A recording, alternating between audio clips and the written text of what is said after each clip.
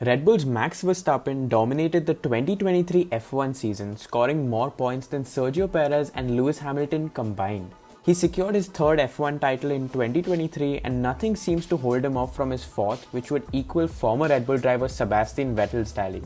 But in 2024, Max Verstappen is set to pay the FI €1,217,900 to simply be eligible to participate in the 2024 season. This is his license renewal fee.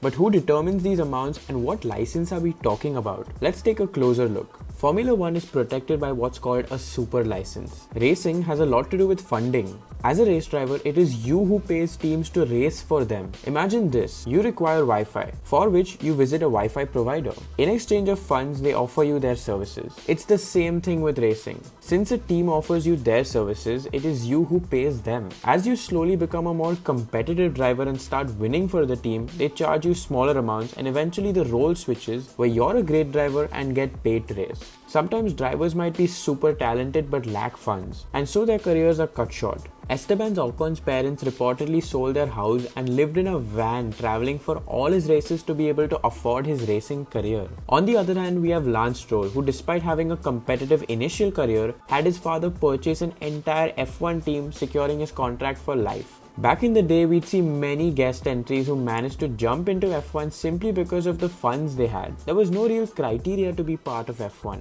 Teams were happy receiving buckets of cash and often chose those drivers who could shell out more funds. Today, things are pretty different. A racing license is something all racers at all levels require. I'll soon make a video on how to apply for a racing license yourself. But in order to compete in Formula 1, you must have a super license. The super license was first introduced in the 1990s. Till date, no driver has made it to Formula 1 unless they possess this license. This is a license issued by the FIA, F1's governing body. It is the highest type of racing license available. Some of the requirements include already holding an international grade A competition license, holding a valid driver's license, passing an FIA theory test on the F1 sporting codes and regulations, completing at least 80% of 2 full seasons in a single-seater championship, and completing 300 kilometers in a representative F1 car over no more than 2 days, either as part of an official F1 testing or in a test-certified national racing authority. An age limit was added in 2015 following Max Verstappen's debut. Verstappen was 17 years and 166 days old when he first made his F1 debut.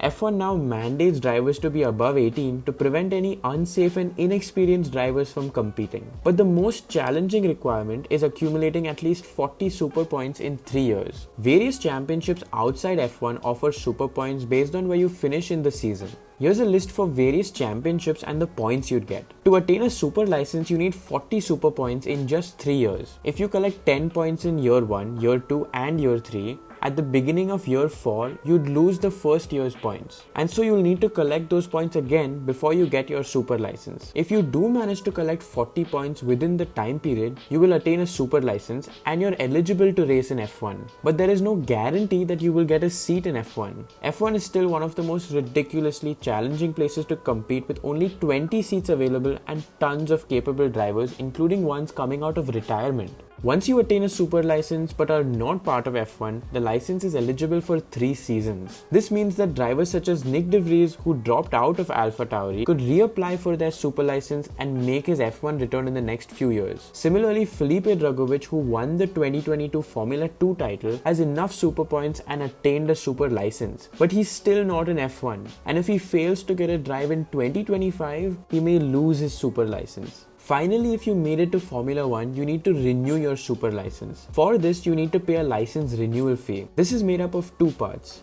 A €10,400 base fee that every driver must pay to ensure they can compete in the following season, and €2,100 for every point scored in the season that has just passed. This means that whilst Logan Sargent scored 1 point and will pay a total of €12,500, Max Verstappen, who scored 575 points, will pay a whopping €1.2 million to the FIA. This is the most points ever scored by a driver in a single season. Thankfully for Verstappen, the hefty fee for next year won't be paid himself. As he revealed, the team pays for that, fortunately.